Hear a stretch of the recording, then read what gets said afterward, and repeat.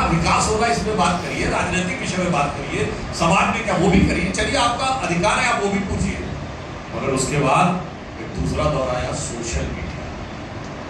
और social media ने जो विराट रूप धारण करना शुरू किया, तो जो चंद मुट्ठी भर लोगों की सरमायादारी और जागीरदारी थी वो उनके हाथ से रेत की तरह फिसलती चली गई, और हर व्यक्ति के हाथ में वह शक्ति आ गई, और आप सब लोग उसी शक्ति के शक्तिपुंज के रूप में उभर कर आज मैं कह सकता हूं लोकतंत्र और सूचना क्रांति के सजग प्रहरी के रूप में आप लोग आज उपस्थित हैं। और इसके बाद क्या हुआ? नैरेटिव चलाना तो आसान हो गया, पर नैरेटिव को सस्टेन करना मुश्किल,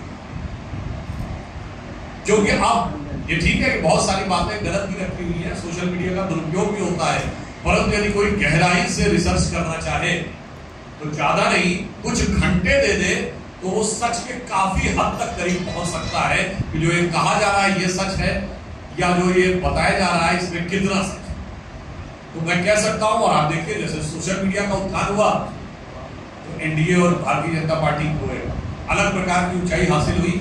और प्रधानमंत्री श्री नरेंद्र मोदी जी एक अलग स्वरूप में उभर कर सामने आए। तो मेरा सिर्फ ये कहना है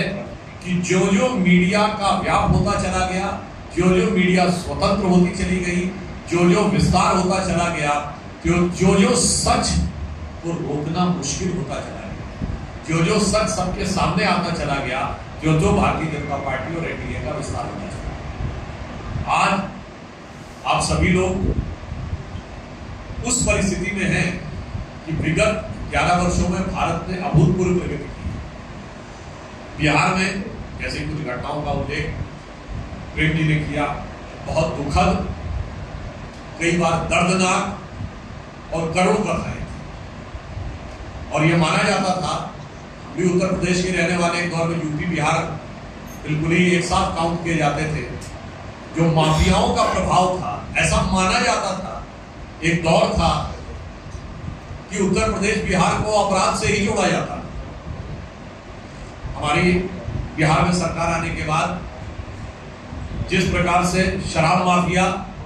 और बालू माफिया पे नियंत्रण हुआ है, वो पहले के दौर में कल्पना नहीं की जा सकती। बिहार के बाहर के दौर में आप जाइए तो उस जमाने में तरह तरह की कथाएं प्रचलित होती थी बिहार के बारे में, जो खौफनाक और रोंगटा खड़ा कर देने वाली होती थी राजद के शासनकाल में।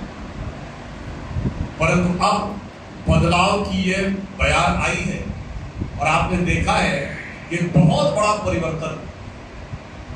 केंद्र में हमारी सरकार आने के बाद ये हुआ है कि जो संगठित अपराध और जो आतंकवाद था, जो पूरे भारत में फन फैलाकर बैठा हुआ था, आज वो दक्षिण कश्मीर के 4 जिलों तक सीमित करने में समर्थता है।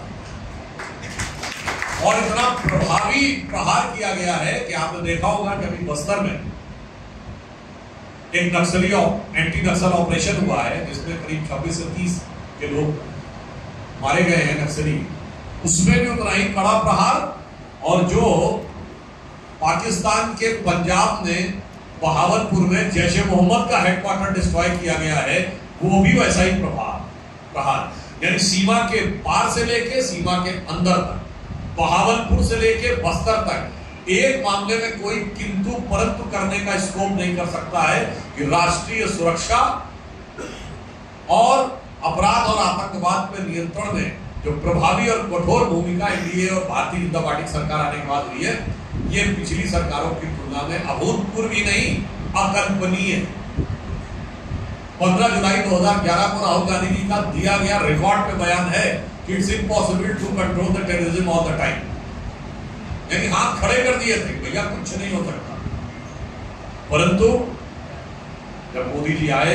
तो अब नामुमकिन को मुमकिन बनाना ही तो मोदी जी का काम, उन्होंने आकर ये करके दिखाया, और ये बड़ा बदलाव आपको दिख रहा है। अब मेरा सिर्फ ये एक विचार है कि बिहार अभी भी उत्तर भारत के अन्य राज्यों से, क्योंकि यहाँ पर बहुत एक ऐसी विशिष्ट प्रकार की प्रशासनिक के साथ साथ सामाजिक और राजनीतिक परिस्थिति बनाई गई थी कि अभी उसे राष्ट्र की मुख्य धारा में उभर कर आगे आना है। और वैसे भी समझिए, भारतीय इतिहास का स्वर्ण युग माना जाता है, गुप्त काल माना जाता है, जिस समय भारत का केंद्र पाटलिपुत्र था। तो हमें पूर्ण विश्वास है और हमें इसकी प्रतीक्षा है कि भारत का स्वर्ण युग, जिसके लिए प्रधानमंत्री जी ने आह्वान किया कि अमृत काल है, अमृत काल समाप्त होते होते भारत को विकसित राष्ट्र बनना है। भारत हुआ बिहार, पाटलिपुत्र, मगध और मिथिला नगर, और आप सबके ऊपर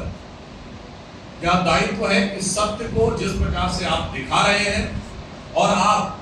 सकारात्मक विचारों के संवाहक बनकर जो समाज में कार्य कर रहे हैं। जैसे एक दौर में सड़क की क्या स्थिति थी